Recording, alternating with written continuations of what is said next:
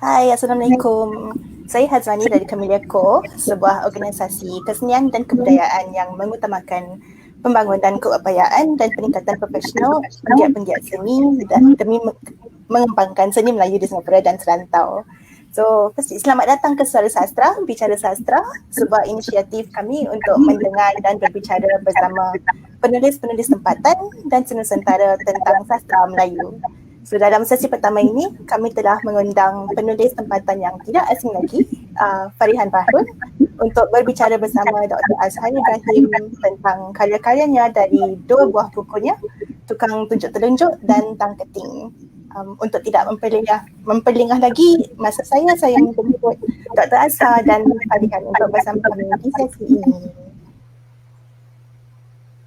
Okay, hai. Selamat datang Dr. Azhar dengan Farihan. Ya, terima kasih. Salam sejahtera. Salam sejahtera. Selamat malam juga. Ya. So, Dr. Azhar nak mula ataupun Farihan nak introduksi sendiri tu? Okey, mungkin saya sebagai moderator ya, mungkin saya adat majlis kita mula dululah ya. Baik, terima kasih Saudari Hazwani dari Camellia Co. Saya rasa ini satu ruangan ya dalam dunia media sosial hari ini di mana kita dapat berkumpul bersama-sama dalam mendengar pendapat, idea, contohan, inspirasi, visi dan sebagainya dari para penulis kita ya. Seringkali kita lakukan ini dalam pada sebelum zaman COVID orang kata ya, kita lakukan ini dalam dalam pertemuan biasa dalam majlis-majlis sastra ya, yang sebenarnya kadang-kadang sukar juga untuk mengumpulkan kerana masa dan sebagainya. Tapi menarik juga pada waktu seperti ini, zaman COVID seperti ini, malah kita didekatkan dengan media sosial ya, dan salah satu penampungan yang saya teringat efektif adalah acara seperti ini ya. Orang sudah santai malam, mungkin mau mendengar ya, dan tentu lagi mau mendengar dari seorang penulis muda ya, dari Singapura.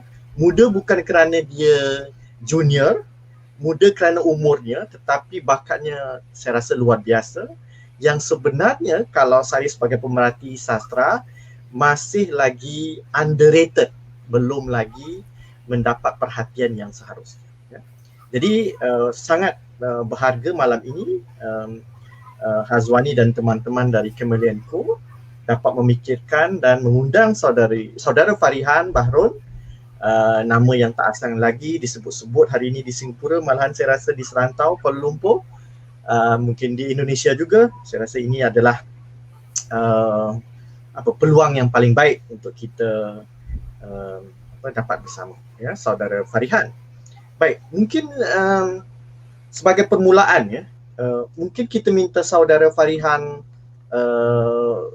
mengungkapkan sedikit tentang siapa anda sebenarnya, kalau mau diperkenalkan kepada ya adik-adik kita yang muda-muda yang pernah dengar tetapi belum membaca karya anda. Mungkin ya lebih baik saya rasa anda memperkenalkan diri anda dulu ya. Silakan saudara. Baik, terima kasih Dr. Azhar kerana sudi memoderatekan perbincangan kita pada kali ini. Begitu juga pihak Camellia Co, saudari Hazwani ya, kerana sudi mengundang saya. Nama saya Farihan, itu nama pendek. Kalau nama panjang Farihan gitu.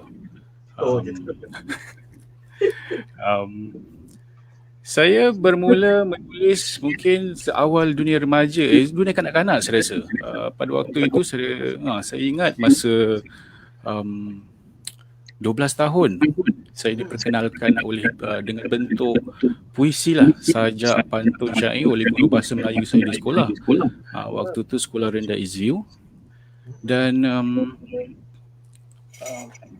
saya agak sajak. Dan apabila guru saya menyuruh untuk menyiapkan satu assignment sekolah tu, saya memilih untuk menulis sajak. Sajak pertama saya tu saya tulis, saya ingat lagi tajuk dia Lambaian Kehidupan. Macam berfalsafah gitu pada usia kanak-kanak 12 tahun. Dan alhamdulillah sajak itu terpilih untuk majalah sekolah. Jadi itu menjadi satu pemangkin semangat. Wah, sajak keluar, yelah bila-bila mana pun kalau sajak kita keluar dicetak di media mana pun kita rasa dia punya bangga macam wah, macam champion lah gitu kan. Jadi itu mungkin menjadi satu penggerak. Dan apabila waktu meningkat remaja, sewaktu di sekolah menengah, saya agak cenderung kepada English literature lah. Dan kemudian saya mengambil literature untuk peringkat O-level. Tapi masa tu belum lagi mula menulis secara serius. Sekadar menulis diary, blog lah, catatan-catatan remaja lah ya kan. Dan kemudian apabila dah lewat remaja, mula menceburi dalam bidang dikir barat. Waktu itu dikir barat di Singapura agak popular sebagai satu subculture, sebagai satu budaya yang agak menarik perhatian remaja. Jadi waktu itu banyak peluang untuk menulis seni kata dikir barat, dan saya berpulang untuk belajar daripada yang terbaik lah, antara yang terbaik, iaitu Allahyarham Cikgu Zaidi Nandir, antara perintis seni kata dikir barat di Singapura. Jadi di situlah bermulanya, dan kemudian selama beberapa tahun, 20 tahun lebih menulis sajak, menulis puisi. Baru-baru ini juga cuba-cuba untuk menceburi bidang cerpen, bidang prosa lah. Dan alhamdulillah macam pengalaman dan latihan dalam menulis puisi itu mungkin sedikit sebanyak memberikan saya inti ataupun basic training lah dalam menulis, mengolah sesebuah cerpen. Dan insya-Allah dalam masa terdekat ni akan cuba untuk menerokai penulisan novel. Dah ada peluang dia, tinggal sediakan masa yang sesuai untuk duduk dan menulis. Dan kerja seni anda ini saya perhatikan juga dalam masa yang agak singkat itu, waktu sedang anda keluarkan buku dan berkarya. Bukan saja anda mendapat perhatian tetapi dapat penghargaan, anugerah, malahan dari anugerah daripada anugerah pesuratan dari Singapore Literature Prize, juga satu lumba di Kuala Lumpur, tak silap saya, Jadi agak menarik, seorang yang agak baru tampil, walaupun anda sudah lama berkecimpung dalam kesenian, kebudayaan dan kesenian, tapi bila anda masuk tu agak gah gitu. Jadi kita yang sepertinya yang orang-orang yang dalam pengajian Melayu, dalam pengajian sastra itu tertanya, siapa ni Farihan ini? Itu agak sebab belum pernah dengar pada waktu itu. Itu saya rasa satu yang yang refreshing lah, menyegarkan, Dan anda sudah menghasilkan tangketing, tukang tunjuk tenunjuk, kesumat, itu koleksi cerpen, kan. Kemudian ada yang kecil-kecil tu yang seperti antologi dengan yang lain, risalah tukang puisi, kan. Kemudian yang lewat ini Niskala, sebuah novel grafik, Kemudian saya juga perhatikan anda dalam podcast, dengan Dr. Norida, isteri anda, Jadi luar biasa aktifnya ini. Dan paling penting juga anda menceburi satu bidang yang tak ramai sebenarnya mau masuk, iaitu penerbitan, Dan satu kesedaran, jadi anda ni masuk bukan saja penulis, tapi anda juga membawa kesegaran pada bidang penerbitan, iaitu unggun kreatif, yang namanya disebut-sebut, malahan berani saya katakan, kalau saya jumpa semua sastrawan yang mapan, yang senior, bila kadang-kadang kita mengeluh tentang perkembangan sastra, tapi ada satu nama pengharapan besar, iaitu unggun kreatif, Jadi termasuk anda lah, telah lagi isteri anda juga, seorang sarjana sastra, yang banyak berkecimpung dalam wacana kesusastraan Singapura dan serantau, selain juga mengajar. Jadi agak menarik, anda ada sisi anda, isteri anda, kemudian syarikat penerbitan, dan adakah anda melakukan ini sepuluh masa, saudara? Sekarang ini kalau saya boleh komen sedikit tentang proses saya. Ya, Saya silakan. rasa mungkin satu proses semula jadi, natural phase. Memang pada awal usia 20-an 30-an tu saya memang bekerja dalam bidang grafik dan bidang visual. Jadi memang kerja saya untuk menerbitkan ataupun melakarkan desain dan menerbitkan buku untuk orang lain. Kita buat desain untuk orang lain dan sepanjang mungkin 15-20 tahun tu saya sering memendam niat lah untuk melahirkan buku-buku sendiri. Dan kemudian saya rasa seperti ada calling lah, orang kata ada panggilan lah gitu kan.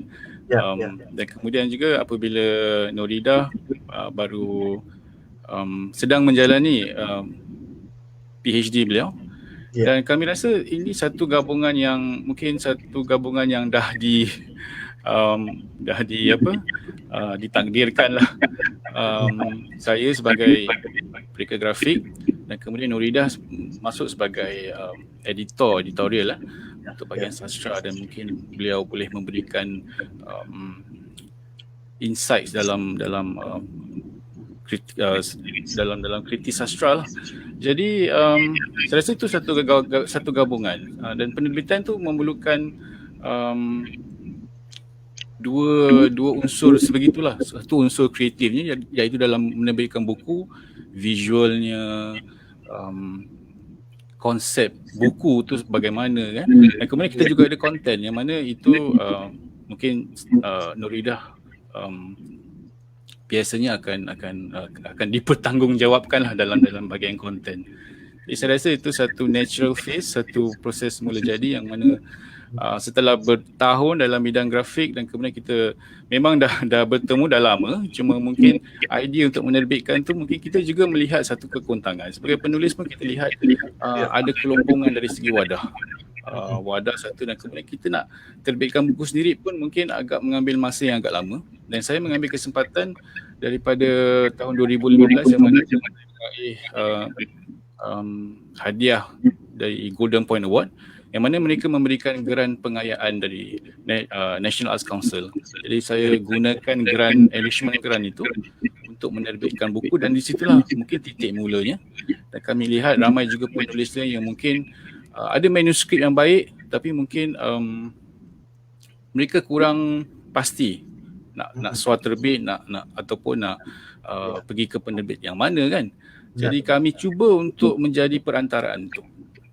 Dan alhamdulillah sepanjang 4 tahun ni kami sudah menerbitkan 15 buku, dan dalam sebulan lagi ada 4 buah buku yang akan diterbitkan, insya-Allah. Mungkin dalam akhir tahun ini adalah dalam 20 buku yang akan diterbitkan.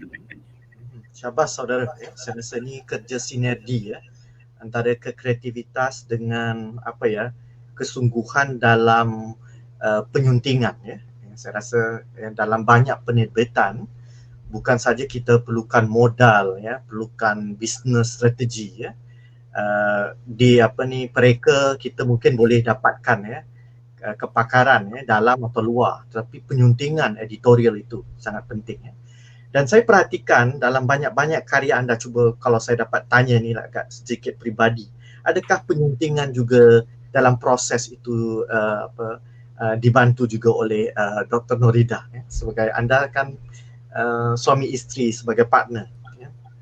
Dia banyak mengutuk ada. Maknanya kritikan lah bahasa ilmiahnya itu kritikan yang tapi memang ramai yang tanya juga sama ada kami ada sunting menyunting antara bersama sendiri. Tapi saya rasa ini yang menjadikan satu pengalaman yang menarik, sebab selalunya kalau penulis tu bergerak secara sendiri mungkin agak sukar untuk mendapatkan kritikan yang terantuk, yang makan dalamnya lah kan. Jadi kami akan berkongsi sebagai beta reader, pembaca pertama untuk karya masing-masing, dan seperti mana kalau beliau mengatakan sesuatu karya saya tu mungkin kurang kurang mungkin adalah merajuk sehari dua tapi kemudian akan kembali kepada karya tu dan lihat semula. Betul. Begitu juga kalau saya rasa karya beliau macam mungkin ada sedikit dari sudut pembaca lah, dari sudut pembaca bagaimana boleh memperbaiki, dan beliau juga akan mengambil pertimbangan. Jadi mungkin ini satu ramai penulis yang mungkin kurang pendedahan tu. Maksud saya, apabila mereka dah siap satu karya tu, mereka rasakan yang karya tu dah cukup sempurna dan tidak perlu lagi penyuntingan. Dan di situlah mungkin kesilapan ramai penulis. Yang mana kita harus bersedia menerima kritikan yang betul-betul, bukan sekadar tahniah sana, tahniah sini, syabas sana, syabas sini kan. Itu saya rasa perlu ada ini tak bagus keluar. Kritikan yang betul-betul yang mengangkat karya itu ke taraf yang lebih tinggi. Tak sekadar deep lah, selalu ini boleh pakailah, bagus lah. Saya rasa itu mungkin satu perkara yang mungkin sebagai komuniti sastra di Singapura juga boleh cuba kita terokai lebih mendalam lagi. Bagaimana kita boleh mengkritik antara sesama sendiri dengan cara terbuka dan cara yang konstruktif. Bukan untuk menjatuhkan semangat atau sebagainya lah. Saya sangat setuju dengan apa yang anda sebut ini, saudara. Kalau kita perhatikan dalam malahan penulisan karya besar di Euro Amerika, itu peranan editor itu penting. Editor itu, penyunting itu akan menasihatkan kepada penulis. Bahagian ni dipindahkan, bahagian ni ditiadakan, bahagian ni ditambah. Jadi penulis itu dapat menerima bahawa ini adalah satu lagi kacamata yang memandang bagaimana pembaca dia membaca.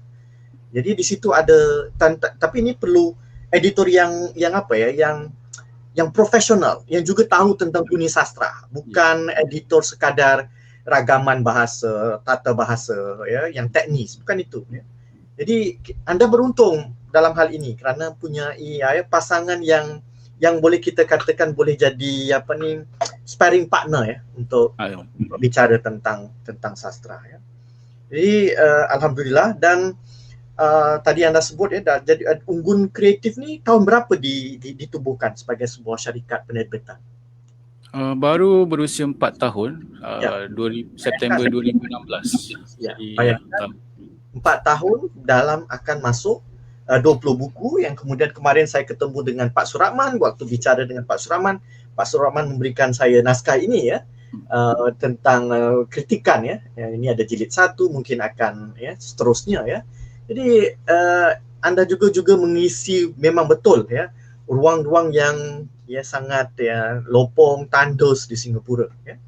Kalau berdasarkan kepada pemerhatian anda, genre-genre yang harus diisi, apa yang mungkin selain ini? Anda dah masuk graphic novel, dah masuk cerpen, dah masuk puisi, dan masuk dalam kritikan sastra seperti ini. Apa yang rasa anda yang anda mungkin mau cebur untuk Unggun Kreatif? Okey.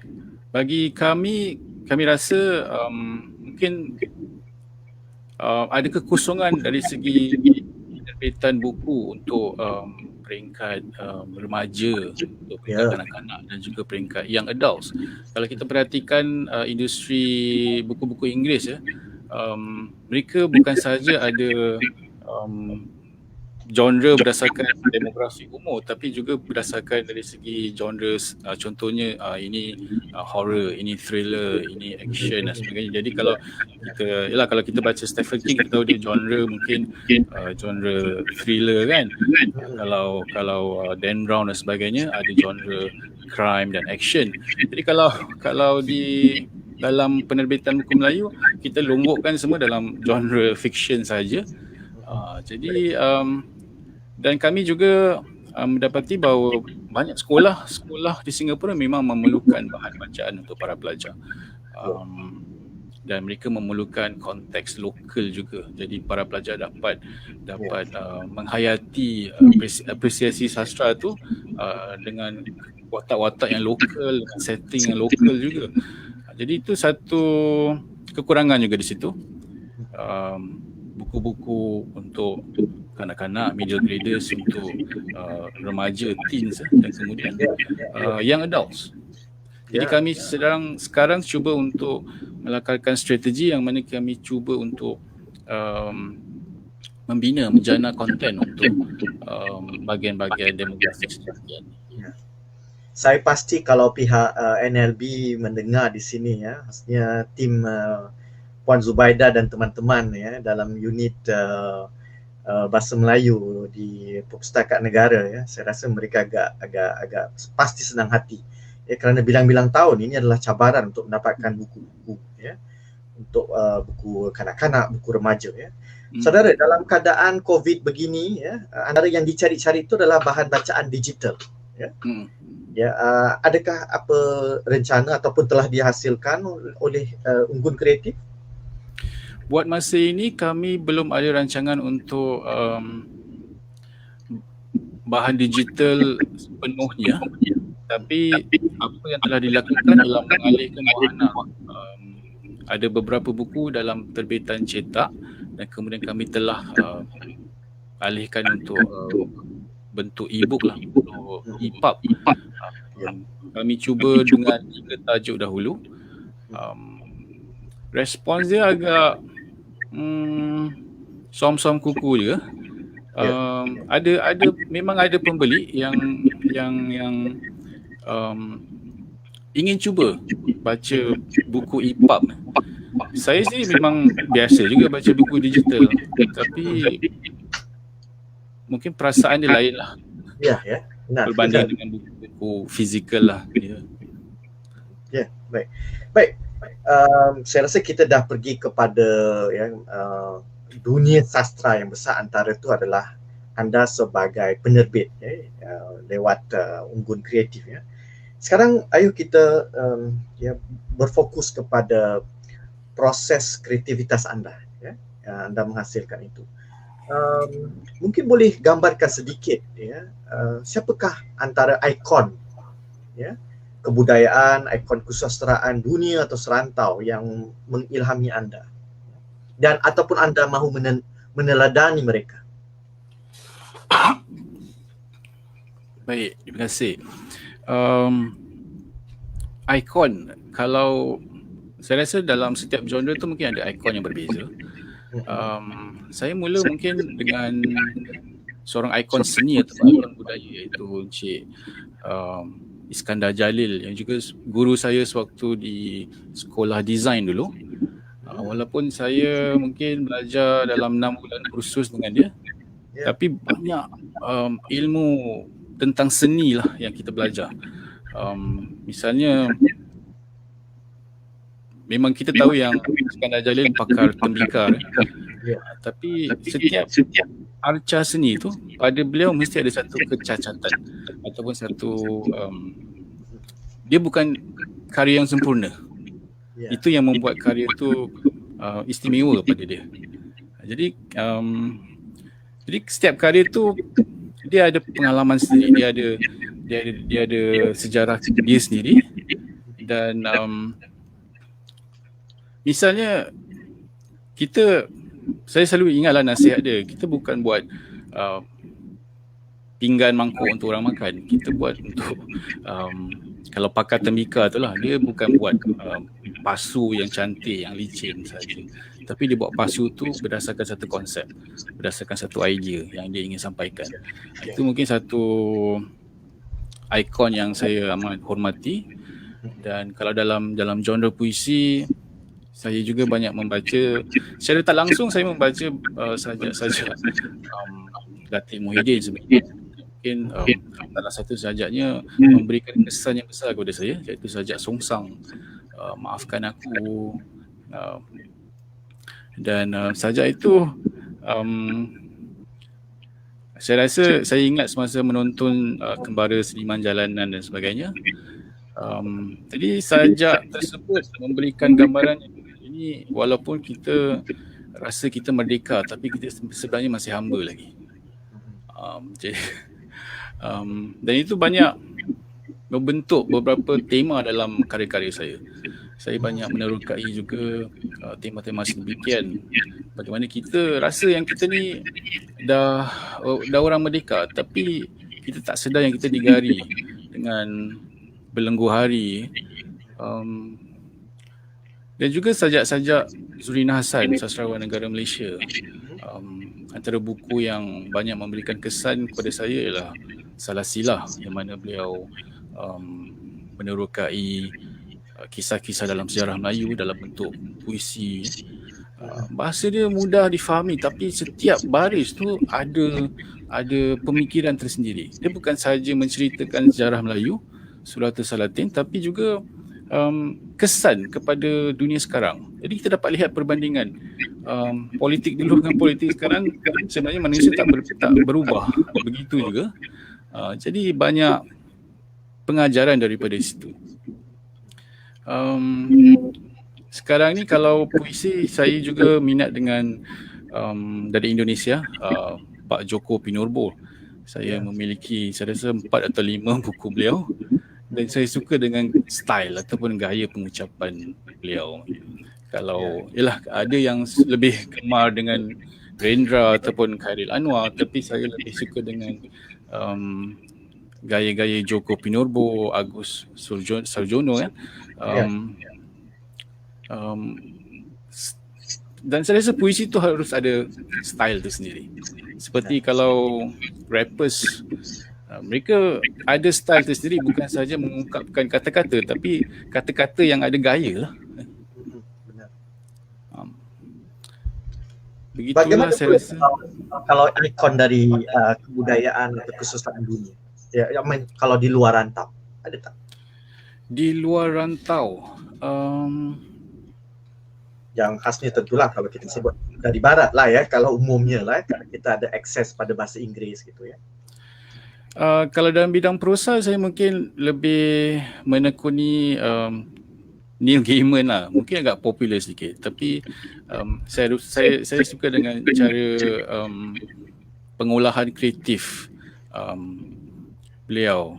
Contohnya macam cerita American Gods, yang mana beliau mencantumkan tuhan-tuhan dari pelbagai budaya dan menzahirkan tuhan-tuhan itu dalam bentuk manusia. Itu satu konsep yang agak menarik.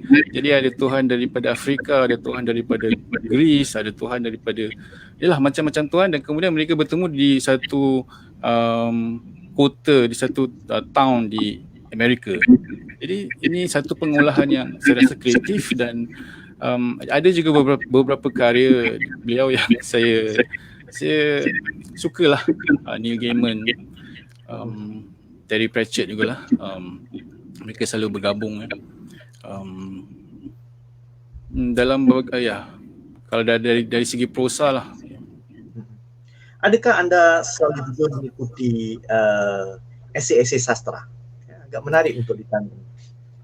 Esei sastra belum lagi mendalami secara luas, tapi saya ada juga baca buku Dr. Azhar yang dalam Inggeris tu, tentang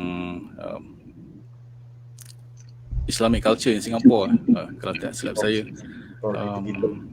Itu bukan esei sastra lah, itu buat malu saja. Itu bukan esei sastra. Itu lebih pada untuk anak-anak guna dalam kelas saja ya. Itu textbook lah. Tapi boleh dijadikan saya rasa bahan untuk menulis sastra, satu inti yang mana kita menelusuri sejarah dan perkembangan lah. Sebab saya rasa agama memainkan peranan penting dalam masyarakat. Dan bagaimana saya rasa sastra itu dibentuk bukan dari vacuum. Jadi dari masyarakat juga. Dan saya lihat peralihan dari segi mindset lah masyarakat, dari segi nationalism, dan kemudian ke dakwah dan sebagainya kan.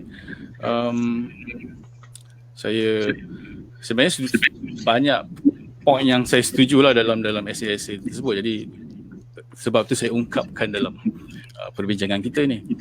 Tapi kalau dari segi esensi sastra, mungkin secara seimbas lalu dari majalah-majalah Dewan Sastra dan Tunas Cipta sebagainya, dan dalam buku mungkin belum mendalami lagi sebab sekarang sedang fokus untuk pengkaryaan kreatif lah. Saya tanya ini daripada bacaan anda, pengalaman, guru anda menginspiratif, itu adalah salah satu proses apa jua pematangan seorang penulis. Sama ada penulis ilmiah, penulis kreatif, pekerja seni lah, harus memikul tanggungjawab itu, tanggungjawab untuk terus membaca, mencerna dan memvisikan yang baru. Berbicara tentang hal pengolahan ini, saya perhatikan dalam puisi-puisi anda itu sebenarnya kalau boleh saya sebut jangan tersinggung itu perkataan yang sebenarnya harus kita anggap dengan positif, iaitu bermain kata. Bermain kata itu kalau salah faham orang kata main-main saja. Tak, bermain kata itu maknanya bila baca selari kita ni biasa aja. Tapi lepas itu anda ni sebenarnya mengusik-ngusik itu. Jadi itu yang saya perasakan. Mungkin saya mau tanyakan sini dikaitkan dengan pengalaman anda pada di K-Barat. Karena di K-Barat itu adalah satu juga kerja karya seni yang bukan galang-galang persembahannya, kerana ia memerlukan bukan saja ketakasan tetapi permainan kata. Mungkin anda boleh menyentuh hal ini sedikit, saudara. Saya setuju, memang benar. Saya rasa banyak karya saya memang dalam arena permainan kata itu sedikit sebanyak memang dipengaruhi dengan di K-Barat, yang mana memang secara asalnya kalau seorang tukang karut tu dia tidak berpandukan skrip ataupun lirik, dia harus spontan, dia gelanggang untuk wit lah, battle of wits kan. Jadi tapi dalam konteks Singapura ni kita banyak melahirkan persembahan melalui skrip ataupun melalui lirik dahulu, dan kespontanan itu jatuh kepada tukang tulis, tukang penulis. Dan mungkin dari segi di K-Barat tu dia ada banyak permainan rentak, dan dia ada built-in rhythm, yang mana rentak tu dah ada dan kita harus mematuhi disiplin dalam patah-patah kata. Kalau mungkin dalam English poetry kita selalu mungkin pernah belajar tentang meter kan, ada turun naik, trochaic dan sebagainya, dan dalam di K-Barat tu ada, kita nampak permainan dari segi naik turun nada, kemudian rentak kata, di mana dia mati dan sebagainya. Tapi itu kecabaran dia. Meskipun kita semua diberikan contohnya 12 hingga 14 suku kata, dan bagaimana kita harus memilih kata-kata yang sesuai untuk memasukkan ke dalam perangkap tersebut, dan pada masa yang sama memberikan message. Jadi bagi saya setuju yang memang saya bermain dengan kata-kata, dan saya rasa puisi itu juga satu pengungkapan yang berbeza daripada prosa. Kalau Coleridge kata poetry is kata-kata terbaik dalam susunan terbaik. Jadi setiap kata tu perlu ada fungsi, bukan sahaja sekadar merimakan ataupun menterbalikkan kata-kata tu, tapi apabila dicampur, digabung, dipecahkan, dia sebenarnya ada makna tersendiri yang tersirat. Dan saya seronok lah sebenarnya. Itu satu kerja yang mengasyikkan. Kalau kita macam melukis, kita ngotot, kita kata orang Jawa ngotot melukis ataupun jadi kalau bagi saya ngotot bila menyunting kata-kata, bila menyambung ini kata bagus ke tidak, ni terbalikkan bagaimana. Tapi pada akhirnya perlu ada message juga, perlu ada impi, dan perlu ada tujuan lah, bukan sekadar permainan, tapi permainan yang memberikan kepuasan bukan saja kepada penulis tapi juga kepada penonton, kepada pembaca, kepada halayak. Dalam hal ini saya rasa antara kalau saya boleh orang luar membaca proses kreatif anda adalah satu pengalaman kebudayaan yang anda lalui. Yang dari situ khasnya lebih spesifik adalah DK Barat Itu kerja kespontanan dan mungkin sudah berpuluh mungkin karya madah-madah untuk DK Barat yang telah anda hasilkan. Beratus. Aduh. Adakah ini sudah anda pikirkan mahu dibukukan ataupun itu adalah satu khazanah itu?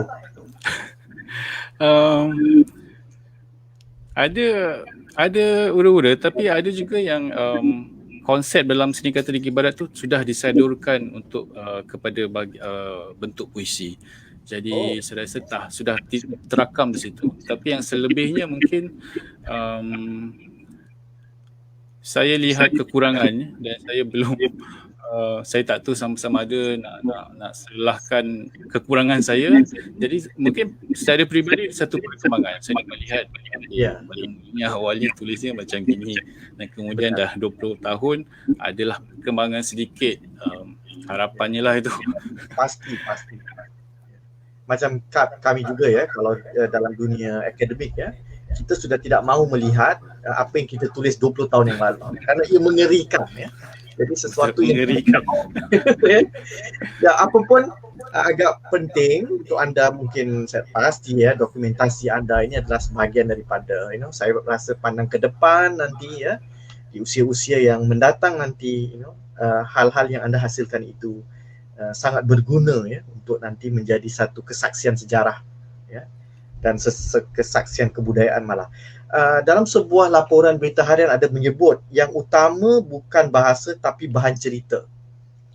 Saya rasa itu editor verbatim anda itu diberikan tajuk itu. Saya rasa baru dapat saya tangkap yang anda masukkan di sini persoalan sebab ada di kalangan anak adik-adik yang baru masuk mau menulis atau belajar sastra, mereka fikirkan bahasa tapi tidak pada sastra. Ada pula yang beria-ria mahu menulis tetapi bahasa tak kuat, tidak pandai bermain kata, jadi agak kaku. Saya rasa alhamdulillah bukan kerana anda menjadi tetamu khas untuk program ini, saya dapati memang anda dapat bermain dua-dua itu, maknanya tarik undur di situ. Antara isi, saya ingat satu puisi yang ada ayat terakhir berkenaan dengan menjadi serigala, di ujung itu tidak disangka-sangka itu, kan? Sesuatu yang sangat menggugah. Mulanya kita fikir ini puisi biasa, tapi sebenarnya itu tema, message yang dalam itu adalah itu pemberdayaan kita.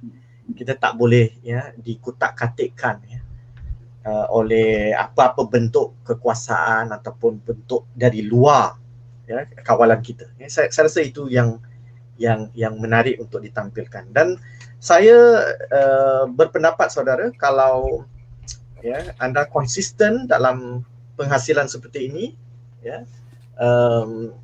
besar kemungkinan satu hari dalam gelanggang yang lebih canon anda akan ke situ. Pasti juga ini memerlukan lagi kerja yang konsisten. Dan kadang-kadang kita ada penulis berbakat, satu kali tulis lepas tu hilang, kan? Bagus, tapi dunia sastra dia perlukan satu konsistensi juga, persistensi dan konsistensi itu.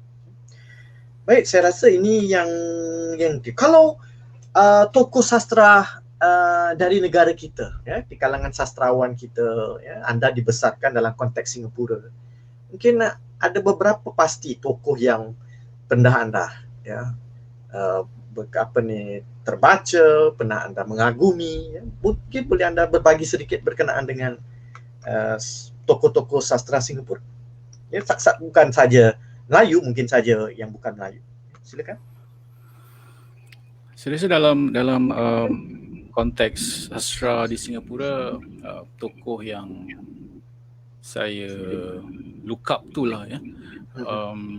Salah satunya penerima anugerah Tun Sri Lanang 2017 iaitu Puan Rasih Halil. Saya rasa ketajaman dan pengamatan beliau dalam setiap sajak itu amat kritis sekali, dan beliau juga banyak menggunakan kata yang lembut tapi sebenarnya tegas, dan beliau banyak mengangkat tema-tema semangat kewanitaan dalam sajak beliau yang jarang kita jumpa. Yang kalau contohnya ialah dan bukan saja itu, juga banyak tema daripada sejarah lama juga yang diberikan nafas baru ya. Juga tentu sekali Cikgu Muhammad Latif Muhammad memang yalah, kalau kita pun banyak belajar sastra pun melalui sajak-sajak beliau yang keras, yang tegas ya. Contohnya sajak tekad, kita boleh hafal setiap baris, setiap rangkap, dan pelbagai interpretasi. Kalau tanya setiap akademik mungkin ada interpretasi yang berbeza-beza. Termasuk penterjemahnya.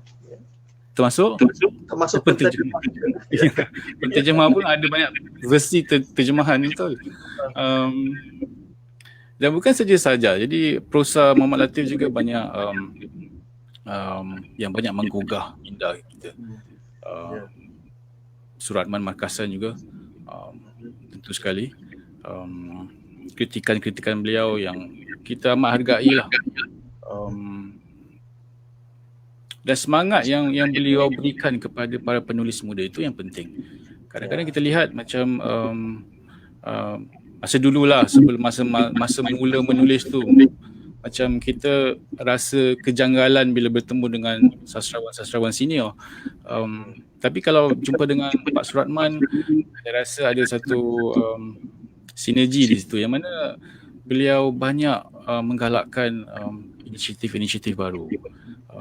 Bukan saja penulis-penulis yang ditakut lama dan cuba keluar dari lingkaran gejolak domestik tu.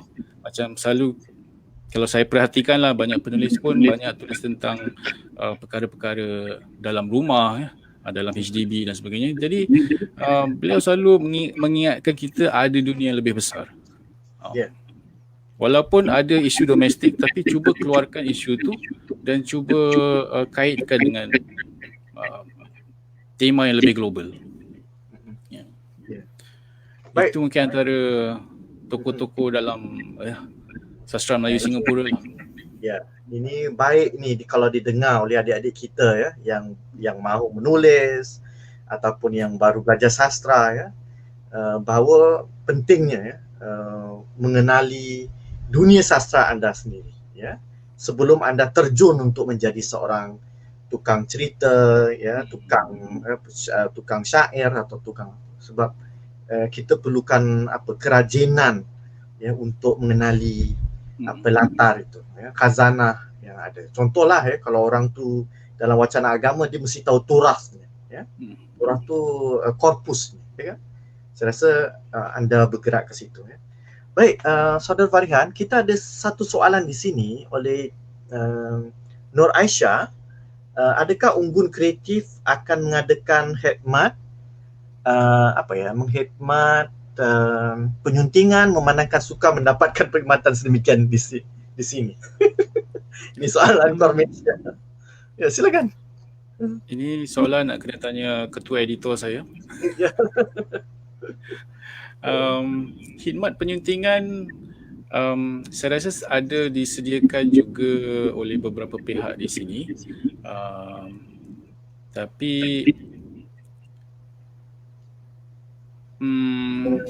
soalan dia agak sebab proses penyuntingan ni akan mengambil masa yang agak lama juga. Bukan sahaja seminggu dua, kerana kita harus baca dahulu, dan proses penyuntingan ni ada dua bahagian lah setahu saya. Ada structural editing dan kemudian ada copy editing, yang mana structural editing tu kadang-kadang kita mengalihkan beberapa bahagian dan kita mengubah struktur manuskrip tu sendiri. Copy editing tu lebih kepada bahasa, grammar dan ejaan dan sebagainya. Ia memerlukan satu proses yang agak lama. Pada waktu ini kami hanya menyunting buku-buku yang kami terbitkan sendiri. Saya tak berani janji yang ada khidmat ni. Tapi mungkin kalau khidmat rekaan, saya boleh kata boleh. Itu sesuatu yang boleh kami tawarkan. Tapi kalau khidmat penyuntingan tu kami perlu berbincang dahulu dan sama ada sesuai lah, masa dan ruang. Di kalangan para penulis sekarang, saudara, kalau disebut, kalau dihantar ke unggun kreatif, pasti keadaannya akan keluar jadi baik, ya, karena editingnya itu, ya, saya rasa cermat, ya. Jadi nama unggun disebut-sebut, ya. Dari Cik Firda Maisara mengatakan ini, bagaimana cara terbaik untuk mendedahkan anak-anak muda kepada isu-isu yang lebih besar atau isu dunia supaya pandangan dunia mereka lebih terbuka. Ini tadi ada anda sebut sedikit berkenaan dengan penghasilan karya-karya remaja gitu. Silakan saudara. Firda Maisara ni orang kuat sastra Singapura. Ini orang, saya rasa Firda NEC, ya, Majlis Tinggi Kebangsaan ini, ya. Baik, cara terbaik untuk mendedahkan anak-anak muda kepada isu-isu yang lebih besar. Okey, saya rasa pandangan peribadi saya lah, anak-anak muda sekarang sudah terdedah kepada world besar. Kalau kita lihat kepada iklim pilihan raya umum yang baru lepas ni kan, saya rasa demografi yang lebih muda tu mungkin lebih terpengaruh dengan isu-isu yang lebih sejagat, dan itu sedikit sebanyak mempengaruhi cara ataupun bagaimana mereka mengundi lah. Tapi dari segi pendedahan media sosial dan sebagainya, saya rasa mereka lebih terdedah, sudah terdedah, dan bagi saya secara peribadi mereka harus didedahkan dengan isu yang lebih lokal. Seperti tadi kata Dr. Azhar, kita perlu mengenali lokal, kemudian kita kenal global. Ramai yang saya rasa lebih kenal global daripada kenal lokal. Dan lokal itu termasuk regional, ya? Lokal itu regional, Nusantara juga, ya. Dan kalau regional pun saya sendiri mungkin saya belum cukup mendalami, kan. Kalau katalah contohnya filem-filem, saya lebih banyak menonton filem western, filem Hollywood daripada contohnya filem-filem Asian. Jadi yalah, bagi saya global tu mungkin sudah terdedah. Kita nak yang lokal mungkin. Itu pandangan peribadi saya lah. Semalam saya dalam hal ini saya sangat bersetuju, ya. Pendedahan, kalau sepertinya kita tidak tahu tentang apa yang ada di latar kita, ya, tidak mungkin, ya, kita juga dapat mengapresiasi secara substantif, ya, yang ada di sini, ya, sebab ini adalah pelatihan, ya, untuk dapat mengapresiasi. Kadang-kadang terdedah tapi tidak dapat mengapresiasi dengan baik, ya. Saudara Farihan, bagaimana pula ke depan, ya, antara karya anda yang mungkin sedang anda lakukan? Saya nampak ada satu karya yang fictional science gitu, ya kan, yang sebenarnya jarang dimasuki orang, ya, jarang diperkatakan juga oleh para pengkritik, ya, para pengkaji, ya. Okay, selain daripada karya sains fiksi begitu, apa yang anda rasa yang anda mahu terokai? Contohlah, ya, novel yang bersifat sejarah ke, ya, atau sifat keagamaan ke, ataupun novel-novel bersifat filsafat ke. Mungkin saudara?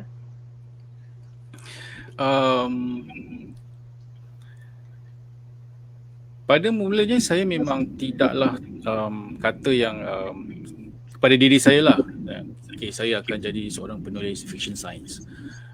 Ia bermula dengan temanya dahulu, dan tema itu mungkin mengambil hayat tersendiri, dan dia menjadi dia mengambil unsur-unsur fiction science dan apa yang penting bagi saya pada awalnya ialah konsep pada cerita dan nak mengolah cerita dengan baik. Jadi saya hanya menggunakan fiction science sebagai alat untuk menyelubungi ataupun mencantikkanlah package cerita tersebut. Kalau dan fiction science tu terjadi secara semula jadilah. Kalau misalnya untuk masa hadapan, saya mungkin minat dengan genre epic sebenarnya. Kalau dipengaruhi dengan cerita Game of Thrones kan, cerita-cerita yang bersifat epic, Tolkien dan sebagainya, itu satu daerah yang mana mungkin saya nak cuba, tapi memerlukan satu kajian yang agak luas lah.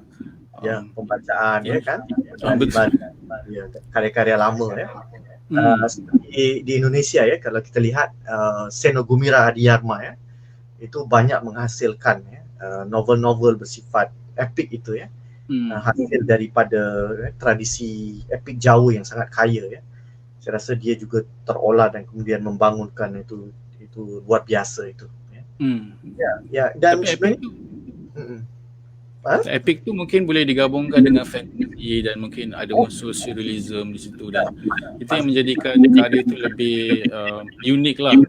Ya.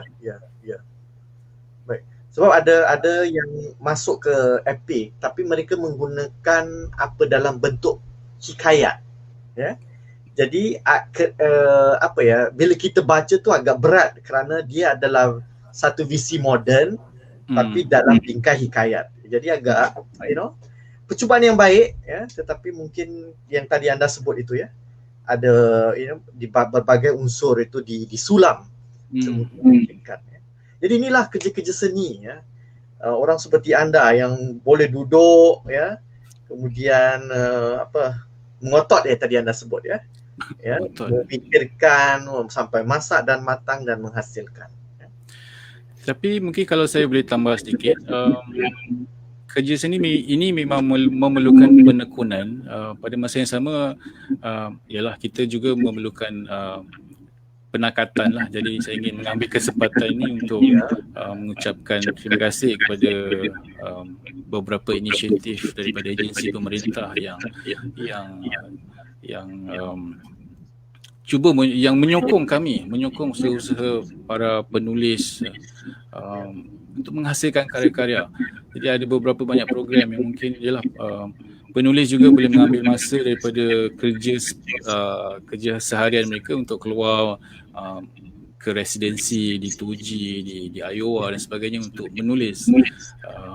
Di negara sendiri pun ada kan. Jadi memang sukar untuk pada masa sekarang lah, memang sukar untuk menjadi penulis sepenuh masa tanpa ada bantuan, tanpa ada sokongan. Memang kita tahu industri buku ni, industri pengkaryaan ni memang bukanlah satu industri meraih keuntungan yang besar. Ia satu kalau nak cakap mungkin kerja sukarela pun kadang-kadang kita boleh yalah rasa macam volunteer work gitu, macam charity work. Tapi sebab minat, sebab passion, dan kita tahu yang karya-karya buku ni sebenarnya sesuatu yang valuable, sesuatu yang amat berharga, bukan saja sekarang dan juga pada masa depan. Kita belajar ketamadunan lama juga daripada buku-buku, daripada kertas-kertas papyrus dan sebagainya, dan ini menjadi satu bukan amanah tapi satu inisiatif bagi saya lah, bagi kami di Unggun Kreatif juga. Ya benar itu ya. Saya rasa agensi struktur institusi yang mendukung itu banyak ya. Kalau kita kata kita mengeluh tak ada ya, tapi sebenarnya kalau kita rajin ya mendapatkan dan ketukangannya itu lebih jelas ya, lebih konsisten, saya rasa itu dapat berhasil lah ya. Tapi walau bagaimanapun ya. Kalau dimudahkan cakap, kalau kita cakap lah sembang-sembang hari, kalau nak buat duit ya, kalau nak buat duit bukanlah, ini bukan gelanggangnya, ya kan? Ini anda sebut tadi, ini banyak kerja bakti sebenarnya yang tertuang itu, tapi kerana apa? Kerana minat ya, passion anda, kesungguhan ya. Dan alhamdulillah ya, saya rasa bertemankan dengan seorang isteri juga yang minat pada sastra ya, itu sangat membantu dalam gerak ya. Mungkin satu soalan saya yang terakhir saudara, ini kenapa Unggun? Adakah apa makna di sebaliknya itu? Pasti sebab anda adalah seorang yang sangat cermat memilih kata. Pasti Unggun itu dapat menceritakan sesuatu. Silakan. Kenapa Unggun? Pada awalnya kami mahukan, saya berbincang dengan Noridah juga lah kan, dan kami mungkin mengambil masa seminggu dua untuk brainstorm untuk mendapatkan nama yang paling sesuai, paling tepat ya. Dan pelbagai nama lah yang telah disenaraikan. Jadi kalau penyair dengan penyair dah bergabung idea, macam-macam idea. Jadi kita nak mahukan yang tidak terlalu kompleks dan sesuatu yang mudah diingat, tapi memberikan kesan. Kenapa Unggun? Unggun kita tahu ialah longgokan kayu, dan longgokan kayu itu dia sebagai satu pemangkin, sebagai satu pencetus untuk menghasilkan api yang bernyala. Jadi secara visual itulah mungkin idea di sebalik Unggun, sebab kita mahu menjadi pemangkin, mahu menjadi pencetus, kira macam fire starter lah, sumbu yang tapi bukan api yang merosakkan, yang membinasakan, tapi api semangat yang berkobar-kobar. Terutama sekali itulah dalam bidang sastra, dalam bidang penulisan, penerbitan, dan kami berharaplah Unggun itu menyemarakkan lagi persada ataupun dunia sastra di Singapura dan juga di Nusantara. Pasti itu saudara ya. Saya tanya itu sebab waktu mula-mula nama Unggun keluar, yang terbayang saya itu adalah dari sebuah puisi Samad Said ya, Unggun Api, yang berkenaan dengan zaman reformasi ya. Jadi bila saya terbaca tu, saya terfikir kita pun ada Unggun di Singapura ya, dalam pengertian penerbit ya. Jadi saya timbal balik untuk memikirkan. Saya dah kenal puisi itu lebih awal, kemudian waktu saya baca balik, saya teringatkan Unggun yang di Singapura. Dan sekaligus ada satu puisi yang pernah ditulis oleh Christmas malahan ya. Christmas terkenal dengan cerpen atau novel. Ada puisi beliau tentang pelita. Gambarannya kurang lebih ya, dalam sepanjang sejarah tu pelita yang akan memandu orang ya. Kurang lebih macam Unggun ya. Cuma Unggun tu lebih menarik kerana dia ada persekitaran, kita boleh bayangkan Nusantara ya, kehidupan kita yang kita kenal dengan Unggun Api ya, ataupun Unggun Idea ya. Jadi itu sangat menjanjikan ya. Yang satu mungkin kesan visual Unggun tu api yang menari-nari, yang bergeroja itu tidak terlalu dikontrol lah, macam kalau katakan pelita ataupun lilin ataupun andang, obor, kita dah banyak terukai. Tapi macam Unggun tu macam dia merebak, dia mungkin mengambil hayat dia tersendiri. Jadi kami juga berharap agar ialah api itu bukan api yang membinasakan, tapi api yang memberikan kehidupan lah kepada sastra. Jadi dalam hal ini pemilihan kata, dari situ saya dapat menyimpulkan ini persoalan tentu saja dalam ranah sastra, gerbang sastra ya, kita berbicara tentang bahasa manusia untuk berkomunikasi, bahasa manusia untuk berfikir, bahasa manusia untuk berimajinasi, bahasa manusia untuk melawan, bahasa manusia untuk mencipta. Jadi saya dapat gambarkanlah ya, kerja, dan sebenarnya anda adalah tukang bahasa dalam prestasinya, dalam performance-nya ini ya, DK Barat ya. Mau tak mau, kalau anda tidak kuat bahasa, tidak mungkin anda dapat menjuarai ya, ratusan lirik-lirik madah-madah untuk Dikir Barat ya. Jadi dengan itu ya saudara, sebagai mungkin penutup ya, izinkan saya ya bacakan ini keratan dari Putu Wijaya ya, dalam satu esei beliau juga sedikit berkenaan dengan bahasa ya. Saya rasa bila saya baca ini, saya tadi petang saya tertarik dan saya rasa ini yang mungkin saudara Farihan ya dalam unggun mahu melakukan ya. Ini arah yang mungkin anda tujui ya. Izinkan saya baca. Bahasa adalah tiang utama tulisan.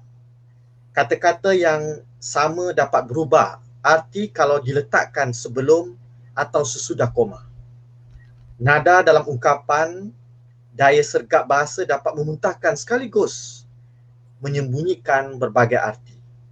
Plastisitas bahasa atau ambiguitas bahasa yang merupakan musuh besar dalam wacana ilmiah ataupun wacana sastra atau sebagainya, justru merupakan kekayaan dalam sebuah pewartaan ataupun dalam sebuah karya fiksi. Tetapi sebelum mempergunakan, sang pewarta atau sang penulis harus terlebih dahulu menguasainya. Kerana kalau tidak bisa, ia jadi bahaya. Bahasa justru akan menjebak dan membatasi. Kerana itu, seorang yang bergelut dengan bahasa sebagai senjatanya mutlak harus menguasai bahasa sehingga menjadi pemain ulung. Sebab itu saya kata tadi, kata kunci daripada perbincangan kita hari ini adalah anda, saudara Farihan, adalah seorang pemain kata. Bermain-main dengan kata, dan saya rasa kalau saya sebagai pengkaji, kalau mahu ditanya siapakah itu Farihan, saya kata dia adalah seorang, buat masa ini, seorang penulis muda yang tampil untuk bukan mencuba tapi mempertayangkan bahawa bermain kata itu adalah kesungguhan dalam sastra. Baik. Saya rasa insya-Allah ya. Saya juga harap saya akan kekal sebagai penulis muda. Oh, pasti. Anda muda lagi, saudara. Maaf saudara, mungkin boleh saya tanya umur anda berapa ini? Kalau tak silap saya lah, dalam perkiraan saya 41 tahun ni. Aduh, muda lagi. Muda lagi ya. Ya, muda lagi. Muda. Baik, mungkin kata terakhir dari saudara dalam satu baris ayat. Terima kasih. Saya rasa saya berterima kasih kepada pihak Camellia Co atas inisiatif ini dan juga Dr. Azhar untuk kerana sudi jadi pemudah cara untuk acara ini. Dan saya rasa, saya harap lebih banyak sesi-sesi dialog sebegini yang akan diadakan untuk sama-sama kita menyelami apakah proses pemikiran di sebalik setiap penulis itu dan bagaimana kita boleh menimba, mencedok sedikit sebanyak ilmu daripada setiap perspektif yang berbeza-beza lah. Ya, benar. Dan itulah yang mengkayakan dunia sastra kita. Ya, dengan itu, saudara Farihan, terima kasih dan saya pulangkan kepada saudari Azwani. Silakan saudari.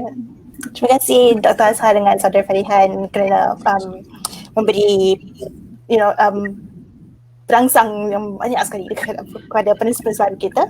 Okay, so just untuk menutup, sebelum kita berakhir, video pembacaan puisi dari buku Tukang Tunjuk-Terunjuk dan Tangketing yang ditulis oleh Farihan ada di Facebook page kami @Camellia Limited, ataupun anda boleh dapatkan buku-buku Farihan di laman Unggun Kreatif www.unggunkreatif.com.